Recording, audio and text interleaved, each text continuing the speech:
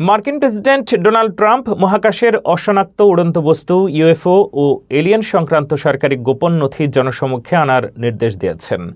প্রতিরক্ষা দপ্তর সহ সংশ্লিষ্ট সব সংস্থাকে তথ্য শনাক্ত ও প্রকাশের প্রক্রিয়া শুরু করতে বলা হয়েছে। সাবেক প্রেসিডেন্ট বারাক ওবামার মন্তব্যের পরিপ্রেক্ষিতে এই পদক্ষেপ নেওয়া হয়েছে। মার্কিন প্রেসিডেন্ট ডোনাল্ড ট্রাম্প মহাকাশের অশনাক্ত উড়ন্ত বস্তু এবং ভিন গ্রহের প্রাণী বা এলিয়েন সংক্রান্ত সরকারি গোপন নথি জনসমক্ষে আনার নির্দেশ দিয়েছেন।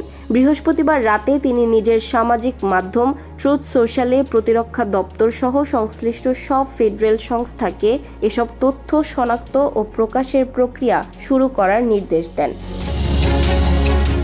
ট্রাম্প বলেন, জনগণের প্রবল আগ্রহ এবং সত্য জানার অধিকার বিবেচনা করে তিনি ইউএপি এবং এলিয়েন সংক্রান্ত অত্যন্ত জটিল কিন্তু গুরুত্বপূর্ণ তথ্য উন্মুক্ত করার সিদ্ধান্ত নিয়েছেন। এই ঘোষণাটি আসে সাবেক প্রেসিডেন্ট বারাক ওবামার সাম্প্রতিক মন্তব্যের প্রেক্ষিতে, যেখানে ওবামা বলেন, মহাবিশ্বে প্রাণ থাকা স্বাভাবিক, তবে তার সময়ে পৃথিবীতে এলিয়েনদের উপস্থিতি দেখা যায়নি।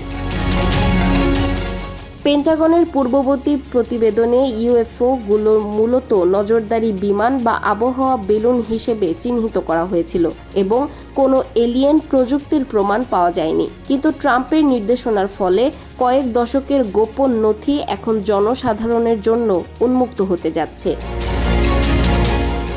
এই পদক্ষেপকে স্বাগত জানিয়েছেন কংগ্রেসের ইউএপি টাস্কফোর্স, রিপাবলিকান ও ডেমোক্রেট উভয় দলের নেতা।